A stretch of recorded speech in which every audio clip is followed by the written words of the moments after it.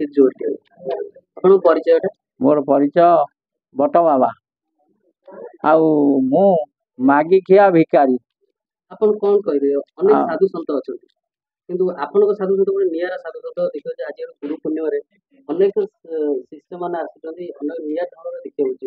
ଆ ଉପରେ କଣ ଏମିତି ଆପଣଙ୍କର ମାହାତ୍ମ୍ୟ ରହିଛି? ମାହାତ୍ମ୍ୟ କିଛି ନାହିଁ, ସବୁ ପ୍ରଭୁଙ୍କ ଉପରେ। ମୋର ମାହାତ୍ମ୍ୟ କିଛି ନାହିଁ, ସେ ପ୍ରଭୁ ଯାହା ଦେବେ ଯାହା ନେବେ ସେ ସବୁ ପ୍ରଭୁ ଉପରେ।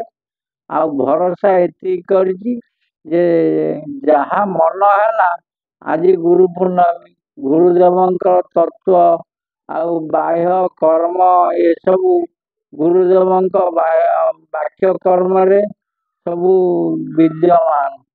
ଆଉ ଗୁରୁ ଗୁରୁ ତତ୍ଵ ଅନେକ ଥର ଜାଣିଛୁ ବି, ଅନେକ ଭକ୍ତ ଆସିଛନ୍ତି, ଅନେକ ବି ଫଳ ପ୍ରଦାନ ପାଇଛନ୍ତି। କି ଜଣେ ମା ସନ୍ତାନ ପାଇପାରୁନି, ଆପଣଙ୍କ କିଛି ବି ସନ୍ତାନ ବି ପାଇପାରୁଛି, ଆମେ ବି କିଛି ଦେଖିଛୁ, ଆଖିରେ ଅନୁଭବ ବି କରିଛୁ। ଆ ଉପରେ କଣ କହିବ? ଭାବ ବିଶ୍ୱାସରେ ହଉଛି। ଯଦି ତାର ବିଶ୍ୱାସ ଅଛି ସନ୍ତାନଟି ହେଲା, ଯଦି ବିଶ୍ୱାସ ନାହିଁ ଦ୍ୱନ୍ଦ୍ୱ ହେଲା। ମୁଁ କିନ୍ତୁ କିଛି ଦବାର ନାହିଁ ନା ନବାର ନାହିଁ, ନା ମୁଁ ତାଙ୍କଠୁ ମୋଠୁ କିଛି ନେଇ ତାଙ୍କୁ ଦବା ଏସବୁ ଜିନିଷ କିଛି ନାହିଁ। ତାଙ୍କ ବିଶ୍ୱାସ କଲେ ଫଳ ପାଇଲି, ଆଉ ବିଶ୍ୱାସ ଯଦି ନାହିଁ ଫଳ ନାହିଁ। ଆଉ ମୋର କାହାଠୁ କିଛି ଆଣିବାର ନାହିଁ, ନା କାହାଠୁ କିଛି ଦବାର ଅଛି। ବିଶ୍ୱାସରେ ଦବାର ଅଛି, କିନ୍ତୁ ନବାର ନାହିଁ।